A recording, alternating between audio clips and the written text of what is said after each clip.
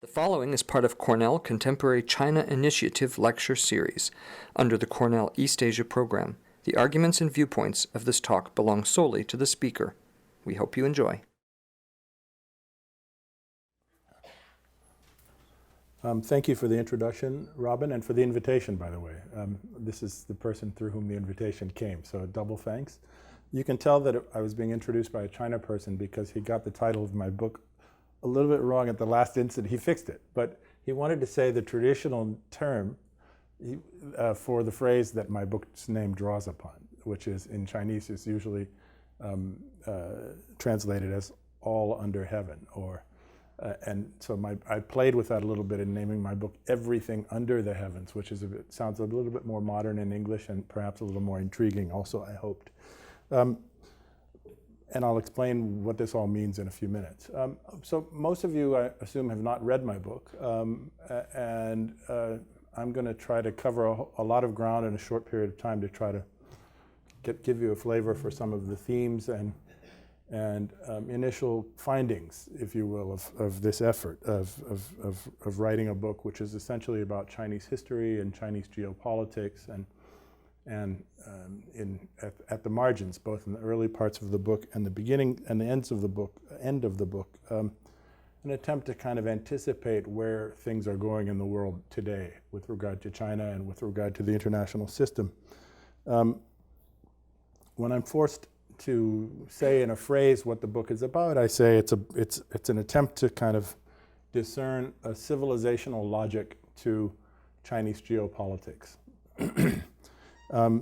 Excuse me, I have a little bit of a cold, so if you hear me clearing my throat like that, I hope it's not too much of an annoyance. But I think I should start at the very beginning, which is how did I end up writing a book like this? And I started this project in a very different place from where I ended up. I started this project with a question. Having served in lots of the places that you heard about in the introduction, various parts of the world, and most notably for this purpose in Africa at two different periods of my life. As a journalist, I arrived in Japan to cover Japan and the two Koreas in 1998 for the New York Times, having spent a lot of time in Africa, and was immediately struck by what to me at that moment was a perplexing feature of life in Northeast Asia, politically speaking, geopolitically speaking, diplomatically speaking, economically speaking. And that is that when we usually think of Africa, I think most of us think of a part of the world that is disorderly, that is certainly relatively poor compared to many other parts of the world, that is chaotic, that is underdeveloped, et cetera, et cetera. And when we think of Northeast Asia, with the exception of North Korea, which is a very particular case, we think we have very different images come to mind. Especially most recently of advanced economies, high-speed growth, lots of technology, explosion of wealth, et cetera, et cetera. So I arrived in Japan in 1998, and within a year or two I found myself asking lots of people, why is it that in West Africa, West and Central Africa, you find much, much more regional integration than you find in Northeast Asia? What do I mean? In West and Central Africa back then, as well as now, despite the fact that West and Central Africa, or Africa as a whole, is considered less well developed than Northeast Asia, you have all sorts of regional frameworks and institutions that tie the various countries of these two regions together. And whereas in Northeast Asia, every country is sort of each man for himself, or each country for itself, to strip this formula of gender. In West and Central Africa, you have regional currencies where multiple countries use the same currency in close cooperation with each other. You have regional airlines, you have regional customs and immigration agencies, you have political institutions or organizations that arrange very frequent meetings of heads of state, sometimes 2, 3, 4 times a year on a scheduled basis, just as a matter of calendar, where they come together to discuss the important business of the region.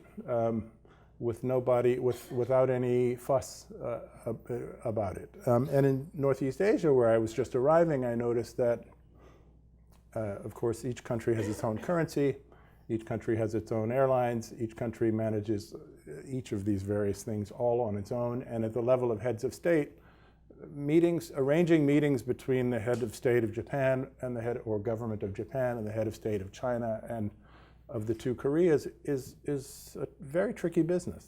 These meetings don't happen very often. Meetings of any two of them don't happen very often, and meetings of more than two of them as a group are very rare. And so this was the initial kind of question that I began with that set me on a long winding path to produce this book. And after I got over my sort of African hangover, I began to look for other kind of analogies or points of comparison for Northeast Asia. And one that seemed even more apt than West and Central Africa came to mind very quickly. And that was Northwestern Europe. So I was now based in Northeastern Asia. I was the bureau chief of the New York Times for Japan and the two Koreas, flying back and forth between those three countries, not so often to North Korea, but also visiting sometimes North Korea. And from time to time, even though it was not my assignment, already back then beginning to go to China. And the European model came to me this way. In Northeast Asia, as I struggled to learn Japanese and years later struggled to learn Chinese, I became quickly aware that you have all of these points of common culture. You have a common basis in writing systems, namely in Chinese writing systems that all of those cultures have drawn upon. You have common bases in religion, philosophy, legal codes, moral and ethical codes, et cetera, et cetera. And yet, just as I had said when comparing Northeast Asia to West and Central Africa, the Northeast Asian countries carry on as if they have, at best, nothing to do with each other or little to do with each other, and at worst, like they're just barely short of being outright enemies with each other. In Northwestern Europe, if you accept this construct, I sort of selected, in thinking about this, three main nation states as the leading powers of Northwestern Europe. And the three that I focus on in this analogy are Germany, France, and Britain. Germany and France and Britain have many of the same, you can say many of the same things I just said about commonalities of culture, history, and the like, as I did with Northeast Asia. Writing systems, legal codes, philosophy, religion, ethics, morals, et cetera, et cetera. When I first began in Northeast Asia to ask the question of among Northeast Asians, or to Northeast Asians, people in these four countries that I was traveling in and writing about, why is it that you get along so poorly with each other? Usually the question would be laughed off as if this was the work of this was the inquiry of a naif or an idiot. You know, what do you mean? We you know, it was just a day before yesterday we were killing each other. There were wars here. There's lots of bad blood. There's lots of animosity and hatred. There's a hangover of all of these things. But when you think about the Northwestern European analogy, you realize that's all true there too, right? The Northwestern Europeans, Germany, France, and Britain, they killed each other a lot too, and for centuries and centuries. I'm a bit of a Francophile. I speak French. My wife is a native French speaker. French is the language of my household. Spent a lot of time in France, and one of my early jokes about this that I picked up many years ago among French people was the kind of a crude little ditty that said something like, what does a German do the moment you hand him a rifle? He runs toward France. So you have this long record of animosity in Western Europe, in Northwestern Europe, immense amounts of bloodshed, centuries and centuries, atrocity. So this is one of the things that, one of the objections that the people in Northeastern Asia would raise when I would ask this naive seeming question. They would say, but you don't understand, the Japanese did really horrible things to us. These were like atrocities. They killed people, you know, the rape of Nanking or this or that. And I said, but you know, Northwestern Europe is no small potato in the realm of atrocity. I mean, they killed people on mass scale and in the most gruesome and morally objectionable ways also, right? So I spent a long time thinking about this, and I initially got put off of pursuing this question with a kind of peremptory conclusion, which is that the reason why, well, actually I'm getting ahead of my story. So obviously, as you all know, Northwestern Europe put all that stuff to the side and created functioning regional institutions. First of all, they created a lasting peace. Then they created functioning regional institutions. They created a common currency. All the things that the Africans did, they did even bigger and deeper. And now nobody in Western Europe, Northwestern Europe, thinks these peoples don't think about each other that way. Brexit may be taking place, but that, even with that being the case, we're in a totally different era. They have overcome the past, it would appear. It would seem to be, right?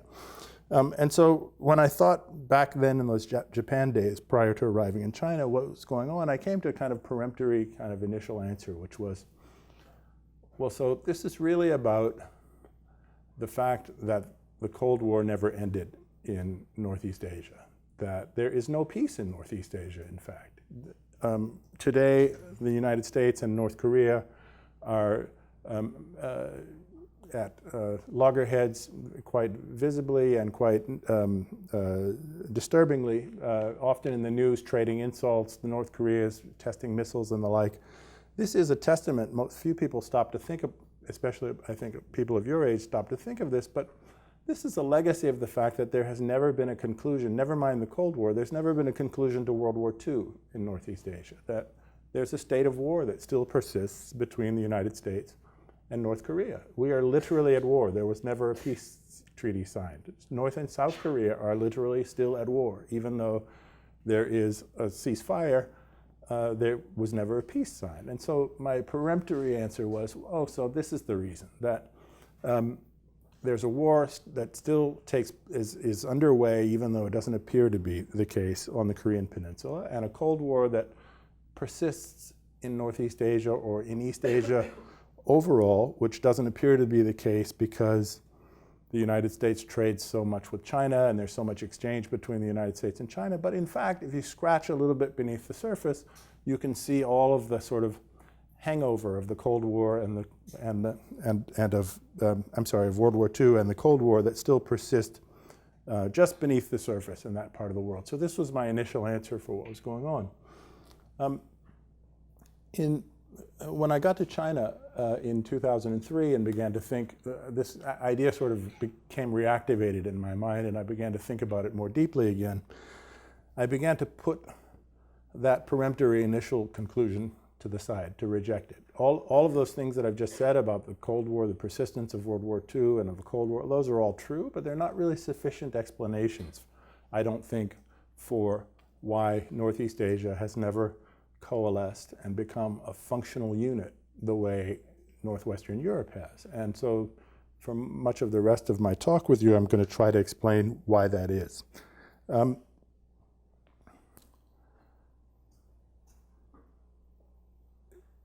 In the wake of World War II, even though China fought the United States to a standstill on the Korean Peninsula, the United States emerged in the 1950s and 60s as by far the world's most preeminent military power, by far the preeminent military and economic power in that part of the world, and created an alliance infrastructure throughout Asia that has its sort of most robust foundations in Northeast Asia with Japan and with South Korea, nations which were transformed politically and economically by way of their relations with the United States after World War II and into the 50s and 60s, but also throughout most of the rest of Asia. The United States went about in the 50s and 60s establishing alliances with lots and lots of countries in East Asia, in Asia generally speaking, in fact.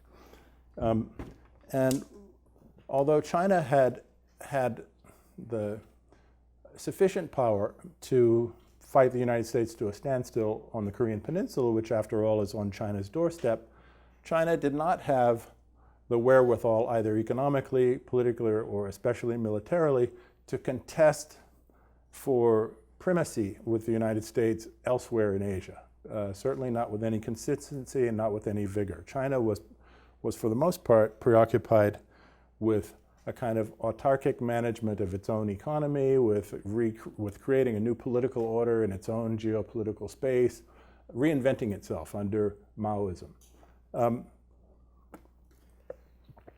When China emerges from the Maoist period, so Mao dies in 1976. By the early 1980s, we can say that China had emerged from the Maoist period when Deng Xiaoping takes over, and soon thereafter economic reforms and what is it called? 改革开放.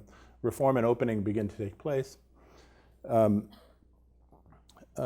view in the United States was that that we have won. I don't think politicians were on their rooftops crowing about this, but the feeling was, I think, shared very widely, that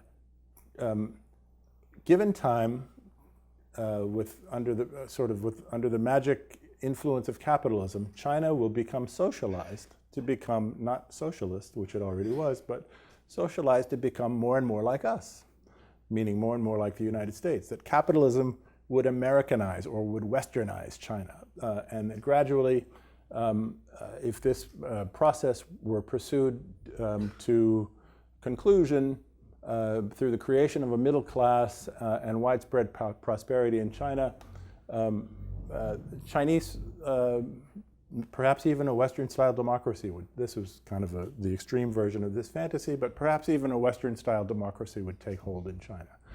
There was a very an axiom fond among political scientists back in that day, which one even still now hears a little bit, which says that democracies never go to war with each other. And so if only capitalism could take firm root in China and a middle class could sprout, China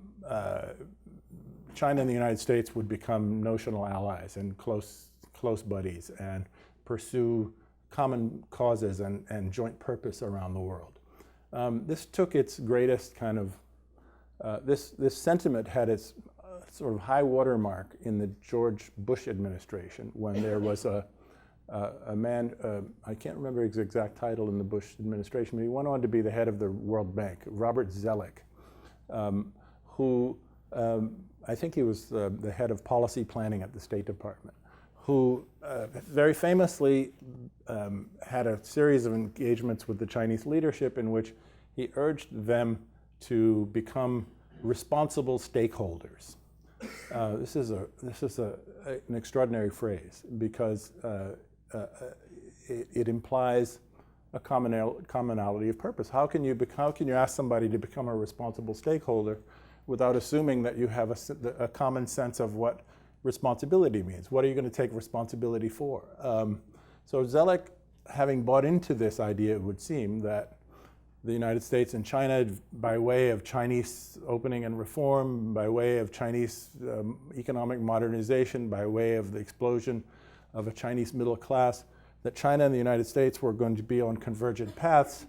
Zoellick is trying to say to China back in the 1990s, come on guys, let's put your shoulder to the wheel, let's all push in the same direction and be responsible together. Let's assume a shared custody of the world and manage the world's problems together.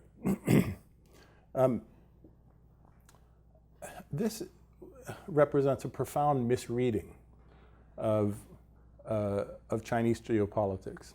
And I want to go back to the decade or two prior to Zoellick to explain why. So I said that China had managed to fight the United States to a standstill on the Korean Peninsula, but that it had not really contested very much broadly in Asia with the United States beyond Korea. Of course, there were incidents here and there where the two were on opposite sides of different problems. Indonesia would be a good example. There are a number of other examples. China, actually, the Chinese Communist Party funded communist parties in lots of different places, including Japan. But China was not vigorously fighting for influence in a head-to-head kind of confrontational way with the United States back then. because it lacked the means to do so. And the United States having imposed its security and alliance infrastructure throughout the region, pretty much had managed to I like to think of this as having managed to freeze time. In freezing time means freezing into place a certain number of arrangements that creates the illusion that the flow of history has stopped, and that taking attention away from what I think is the critical issue here, which is the long-term thrust of Chinese civilization in geopolitical terms, and thinking in a short-term perspective about rather shallow gains created by the United States especially, and by the West in general.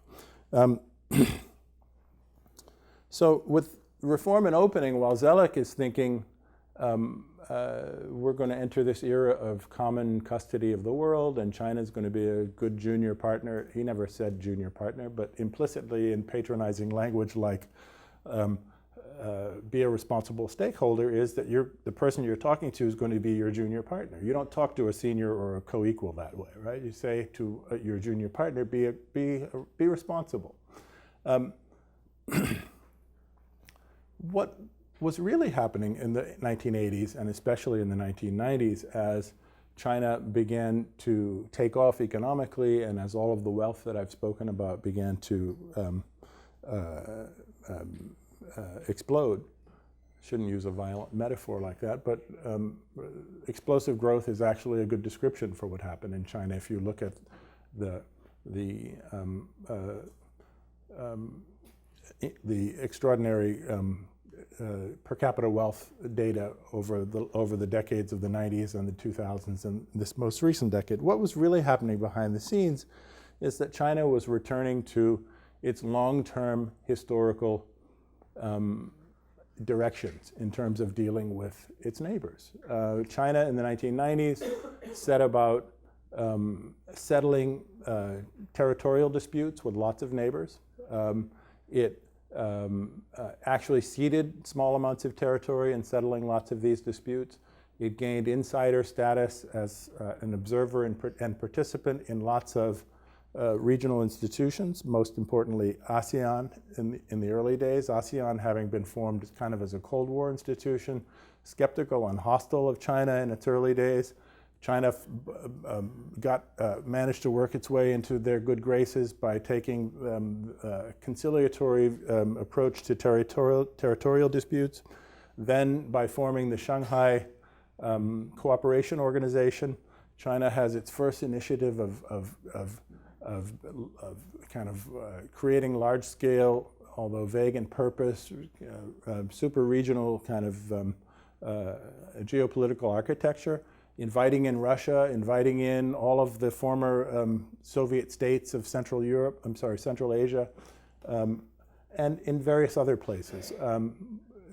Tentatively with India, with Burma, with Vietnam, country after country, China began to achieve a détente and then a high-functioning relationship. And through a combination of entering existing political organizations or creating new political organizations, China begins to become an engine of diplomatic activity and of integration, which is really the important word in the greater world beyond China's borders. So to return to the heart of my book, the true subject of my book is, what are the well springs for China's geopolitical initiatives and geopolitical logic, and to find the well springs of this, I go back to early Chinese history or early dynastic history.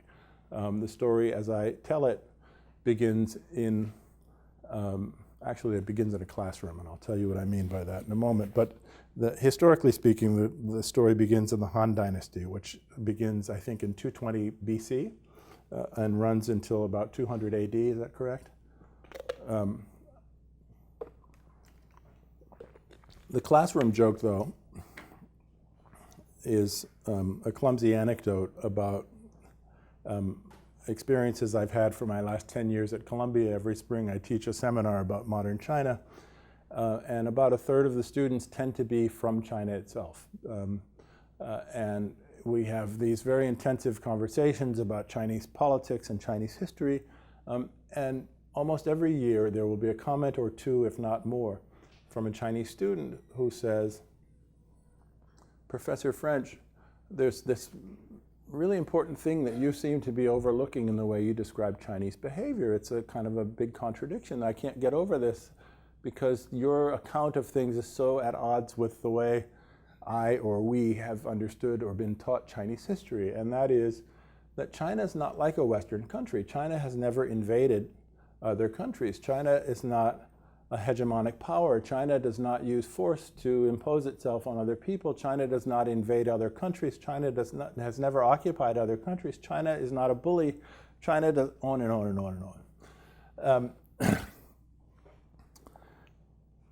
on. And so to answer his question by going back, to answer his question, one must go back to the Han Dynasty, I guess is the best, the most elegant way I can tell this. The China that we see on the map today, modern China, is nothing but the result of an almost impossible to quantify number of wars, of a huge number of invasions, an immense number of occupations, not constant because there was expansion and retraction over time, but a constant effort at extending the realm of the Chinese emperor, of the Chinese empire, from dynasty to dynasty. China begins in a place called Zhongyuan, which we were talking about at lunch today, which is basically parts of 4 more or less central provinces in modern China today.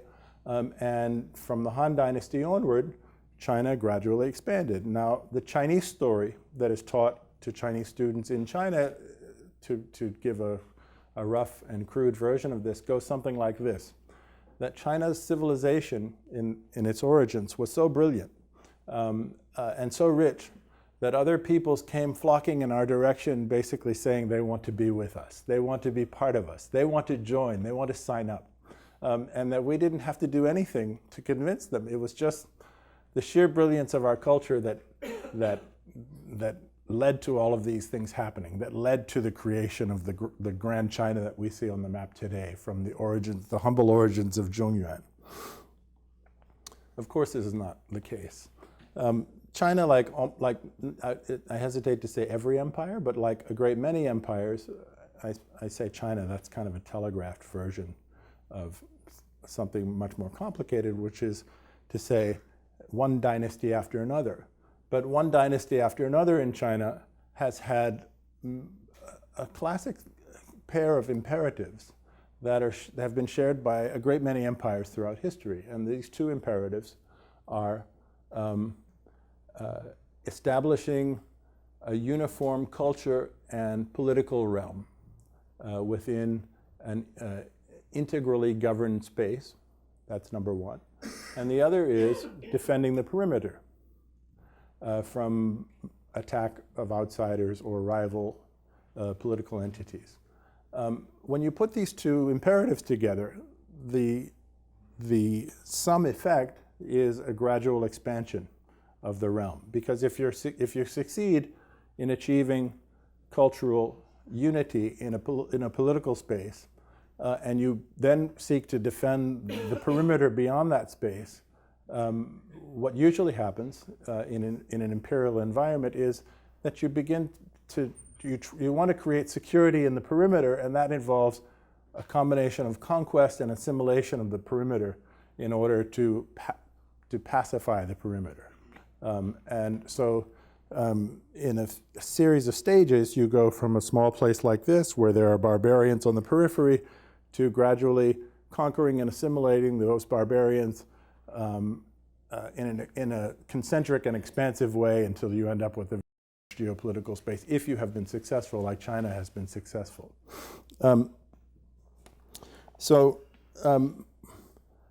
this is kind of a very crude schematic picture of how China grew. China begins in Zhongyuan, which is kind of in the north-central part of the country that we see on the map today. In the Han Dynasty, China begins a very long-term effort to conquer and assimilate, and these are the two tools in the toolkit: conquest and assimilation. To conquer and assimilate the areas in southern China, what are today southern China, modern southern China. So if you look at the map of China, I'm sorry we don't have a map on the wall, it didn't occur to me to ask for one. But roughly speaking, south of the Yangtze River, China spent, from the Han Dynasty all the way until the end of the Ming Dynasty, basically conquering and assimilating all of southern China south of the Yangtze River. The conquest part is very simple. You send in an army, and China was able to amass, China has always been, I'm saying China is a modern word. China didn't exist 2,000 years ago. There were dynasties, one after another. I've mentioned the Han Dynasty. You'll hear the names of other dynasties in a moment. China, as I'm speaking, it is a shorthand for those dynasties, so as not to give you a complete dynastic history or a list of dynasties. But dynastic China has always been the biggest geopolitical entity in Asia, certainly Asia east of the Himalayas. It's always been the biggest, right? And so for conquest, dynastic China has always been, going back so far as the Han Dynasty, 200 years before Christ, able to amass and to field enormous armies. If you look at their popular, I don't know how many of you watch Chinese films or Chinese television, but Chinese film and television, this is the grist of so much of Chinese entertainment, where you have these mass TV or film spectacles where you see these fields filled with tens of thousands of soldiers. Chinese history has so many stories like this that it's a kind of a natural ingredient for a Chinese-style Hollywood, right? This is what epics in China are made of. Anyway, to conquer southern China, to give you an example of how this proceeded, armies beginning in the Han Dynasty of 200 to 500,000 soldiers were fielded in various parts of southern China at campaigns at various times during the Han Dynasty. So you send from this north-central space called Zhongyuan an army of that size, that far away to southern China. They conquer the barbarians. Some of the barbarians flee. In fact, always some of the barbarians flee. The barbarians' elites sometimes are captured and surrendered, but very often the barbarian elites would flee and seek to retain power simply by shifting locale. So you've knocked me off the block in what is today, I don't know, Fujian province or Guangxi province, and I'll go to Guangdong province or to Yunnan province, right? These are modern provinces, right? But these processes happened all the time, where the elites would flee if they were not captured, and try to restore some sense of authority in a different place, right? After the campaign was, after a given campaign had succeeded, the army would retreat. Garrisons would be left behind in a fairly substantial number, but you don't keep a 200 to 500,000 army fielded that far away from the political center of your empire. And so what China found, or what imperial China found, the Han and later various other dynasties found, is that although they had a fairly easy time conquering the barbarians who existed in these outlying areas of the south, that these garrisons ended up getting counter-assimilated. What does that mean? That means that after a while they would start marrying local women, and they would start taking on local customs, and they would not be, after a generation or two, they would no longer be reliably Chinese. I'm using the modern term, but they would no longer be reliably whatever, their allegiance would no longer be reliable to whatever the dynasty of the day was, right? And so China had to struggle to assimilate, the conquer part was usually reasonably easy. It was the assimilation part that was the struggle, and it had to struggle to assimilate the outlying areas. The borders, I'm going to accelerate. I don't want to give you a history of southern China, but there was a portmanteau term for all of the peoples, or many of the peoples south of the Yangtze River, which one sees of kind of vestigial use of in contemporary China today. But the portmanteau term was Yue. Yue means barbarian. Most Chinese see the word Yue. They don't think this means barbarian, but if you do an etymological analysis of the character Yue, that's what it means, barbarian. And so China thought the empire, these north-central empires, thought of the southern and south of the Yangtze River as barbarians, and the task of empire was to assimilate them and to turn them into Chinese people. Well, the limits of this policy of conquest and assimilation are, in fact, the modern borders of China, roughly speaking. So I don't have a map here, and I don't dare draw China, but let's say this is the southern coast of China. Here you have Hainan, and here you have Hong Kong, and here you have Vietnam, right? The border with Vietnam is where, apologies to the camera, the borders of Vietnam are the limits. The reason there is a Vietnam is because that's where this approach reached its practical ends. In other words, the Chinese, the empires, tried to invade the space that we call modern Vietnam many, many times, occupied it many, many times, occupied it according to the sort of standard trope of Vietnamese history for 1,000 years, and yet never managed to make the Vietnamese consider themselves to be Chinese. And so this is what has bequeathed to the world a modern Vietnam. And the same could be said about the Korean Peninsula. The Chinese fought wars of occupation and assimilation in the Korean Peninsula.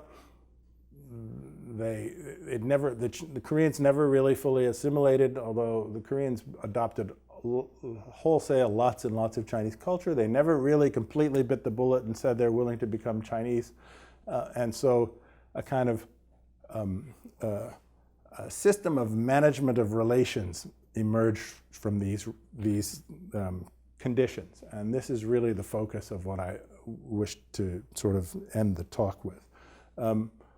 This system of relations is called by Westerners, and yet never in Chinese scholarship, by Chinese, the tribute system.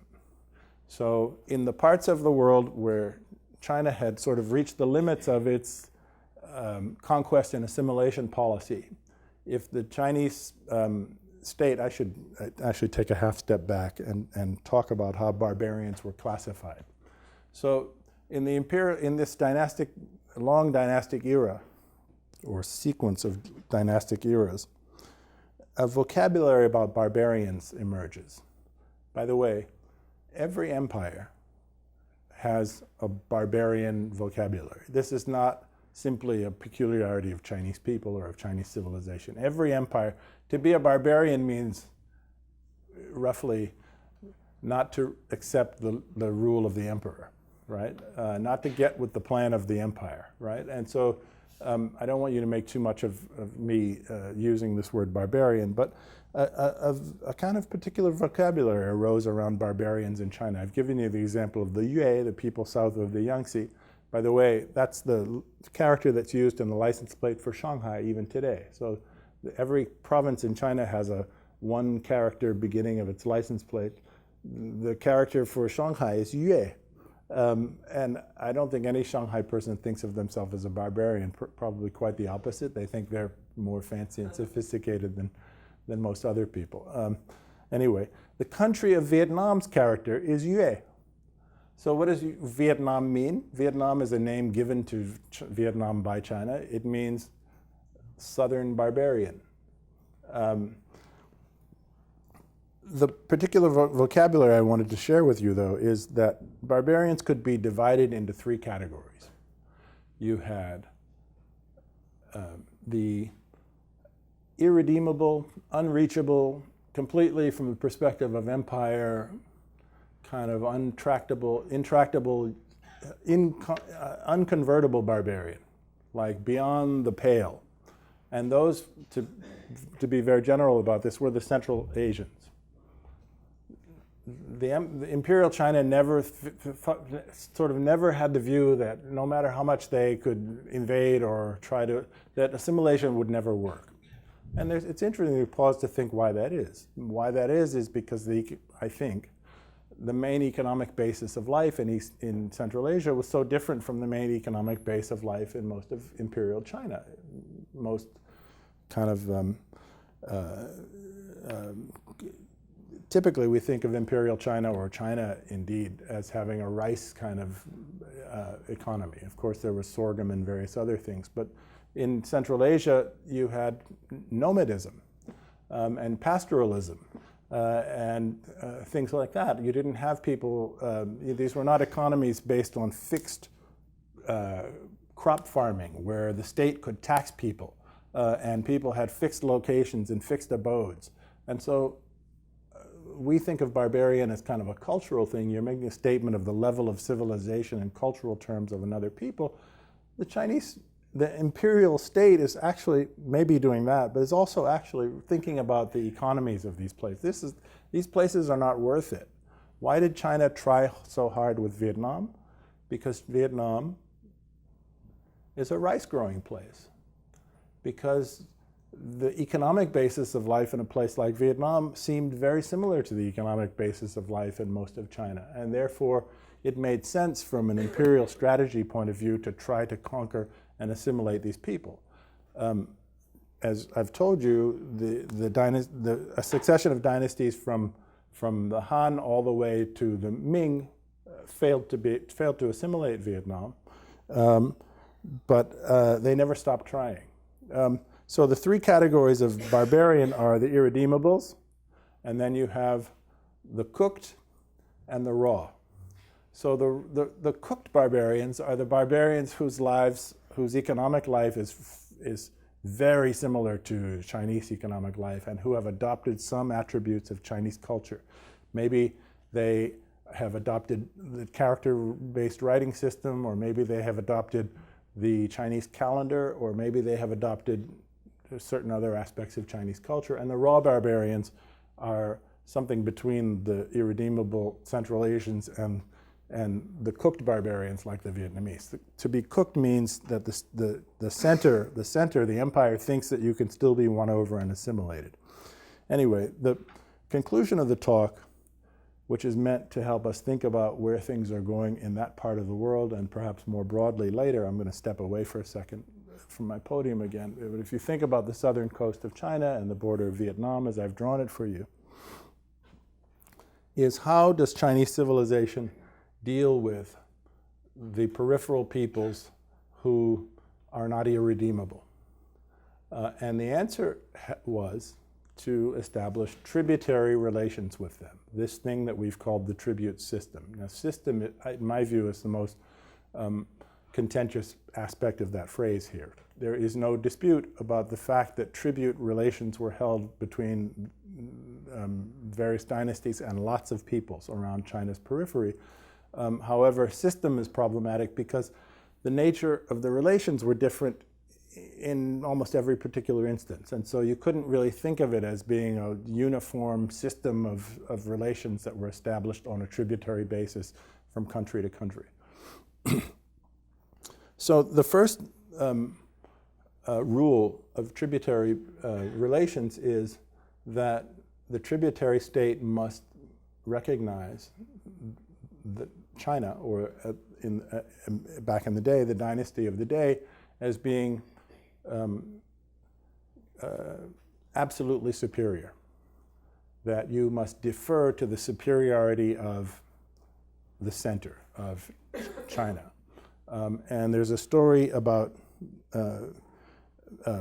Vietnam from the Han Dynasty that I like quite a lot, when the emperor of Han was named Wen Di in about the year 200 BC, actually in the 2nd century BC, I'm not sure the exact year. A king in Vietnam arose in this place called Yue arose, in which he decided he was going to call himself emperor, that he wanted to be emperor in his own land. And so king was not enough, and so he arrogated to himself the title emperor. He had a throne ceremony to be formally seated as emperor, and word gets back to the Han capital that there's this character somewhere on the periphery who thinks he's an emperor. And Wen Di sends a delegation to see this king and to tell him that there can only be one sage in any given generation, and that to violate that rule is to prove yourself uncivilized. And there were a variety of threats that this correspondence still exists, by the way. So there are a variety of threats that were included with this kind of flowery language, and the Vietnam king got the point and said, okay, I surrender. I'm not going to be an emperor. If you'll allow me to be king, king is good enough for me. And so this is the first rule of being a tributary state, that you accept your subsidiary status, that China is number one, and that you are not implicitly but explicitly inferior to China, and that you get along within the rules of the Chinese order. 800 years later in Japan, Japan had, I think, perhaps its only female empress, a woman named Suiko, happened to be the Sui dynasty in China in the year 600. So she was enthroned, and she sent a delegation, these are called embassies, to the Sui capital in China to announce her taking seat as emperor. And she called herself the emperor in the land of the rising sun, and she addressed her correspondence to the emperor in the land of the setting sun. And the correspondence was never delivered to the Chinese emperor because it broke protocol so crudely that this was just simply unacceptable. You cannot have an emperor within the tribute system. You can't have two emperors. As I said, you can't have two sages in one era, and threats were sent back and forth to the Sui, and unlike Vietnam, Japan, given the fact that there's an intermediary sea, the Sea of Japan, between China and Japan, the Japanese persisted, and they kept their emperor system. And because of the limits of transportation and technology back then, China was never able to prevail in eliminating this notion in a neighboring polity that there could be a co-equal of the Chinese emperor, another emperor. And so these are the two extremes of experience in the Chinese world, that you have smaller countries which must get with the program and accept their subsidiary status and live within the Chinese order according to the rules of the Chinese system. And you have had, historically speaking, just one country, namely Japan, which has been big enough and far enough away and separated fortuitously from the point of view of Japan by water to afford it the kind of political space to maintain its own system outside of the tribute system. So where does this lead us? How does this lead us to today? And what does this mean for the future? I argue in the book, and I believe, that this notion of dealing with peripheral countries, and especially the countries of East Asia and Southeast Asia, on the basis of superiority, is a deeply embedded Chinese preference.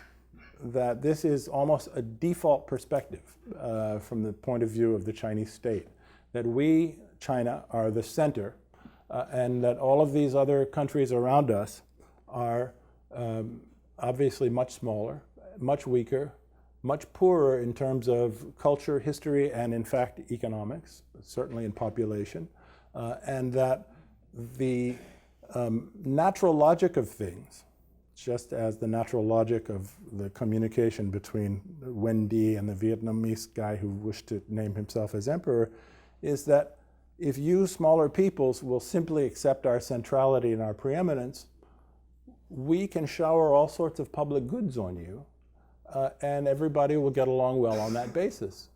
We will, in early times, what were the public goods? The public goods were Chinese science, Chinese religion, Chinese medicine, the Chinese calendar. A calendar, by the way, was not just for keeping dates, it was about agricultural science and all sorts of other things. Chinese philosophy, Chinese religion, and a certain sense of order in policing the high seas and in the dynastic era in adjudicating succession disputes and wars between secondary nations. So that if you were part of the tributary system, one of these smaller countries, their kings were invested by a Chinese embassy. An embassy would come from the dynastic capital of China, and the local ruler would receive a boost in his legitimacy by virtue of the fact that China was making an official show of recognizing his investiture. And so these were all attributes of Chinese soft power in the past that China was bestowing to these countries as part of, in exchange for their willingness to play according to China's rules within this thing that Westerners have called the tributary system or the tribute system.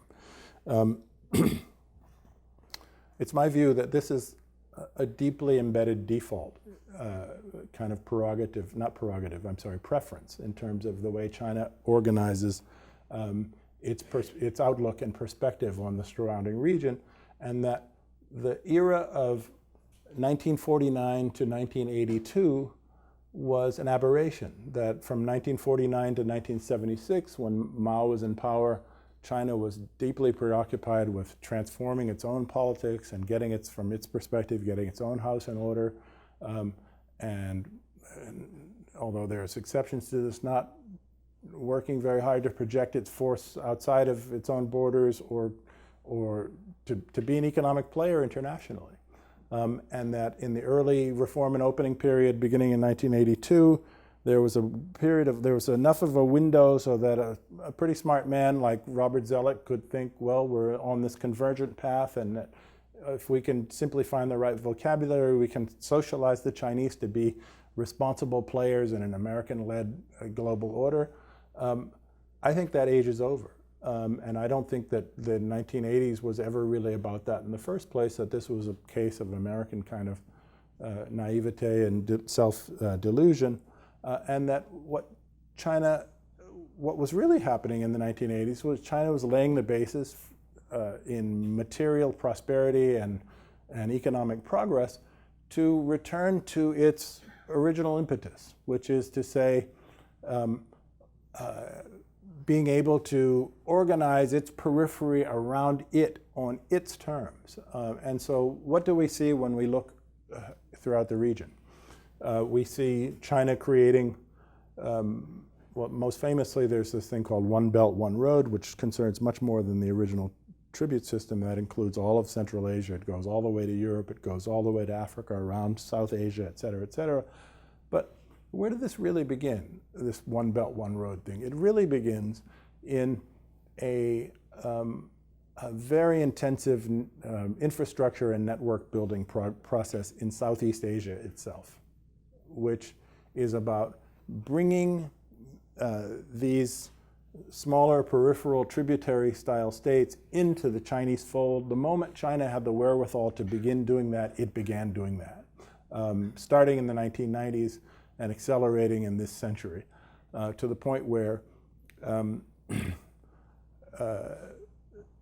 there is no country in Southeast Asia that is not heavily dependent on trade with China and is not deeply in sync with China in terms of politics and in terms of diplomacy, including Vietnam, which understands that as much as it would be tempted to try to play kingpin in Southeast Asia or strike out on an independent path of its own, it will get the same kind of rebuke that its ruler in the 2nd century BC received under Wen Di, that there's no space, politically speaking, geopolitically speaking, for great distance from China in any peripheral country. The big exception remains Japan. So in the 6th century, in the year 600, Suiko sends an embassy to China to declare that she's the emperor of Japan, and China sends a rebuke and refuses to acknowledge her communication, etc. This is where things remain today. Japan is the one country in the region that is big enough and that is afforded the geography by way of the intermediate ocean to try to defy China and this sense of order, and I say big enough, but also wealthy enough. And so this is kind of a front line in terms of the limit of China's tribute policy was invasion or conquest and assimilation in the past. Today, Japan is the last holdout in terms of, in my view, China's ability to restore its own sense of order in the region. And in the next decade or two, I write in the book, there is a great deal, this is a moment of high anxiety. There's a high possibility, I'm not saying a probability, but a high possibility that frictions between these two countries, the two great powers of East Asia, will erupt to the point of perhaps including violence between the two of them. But that this impetus, this drive to create its own sense of structure, its own sense of order by China has resumed, and that it won't be stopped unless something catastrophic happens in terms of China's economic rise, which is something that I don't think anybody is predicting these days. So I think I'll stop there, and hopefully you guys will have a little bit of time for questions. Thank you.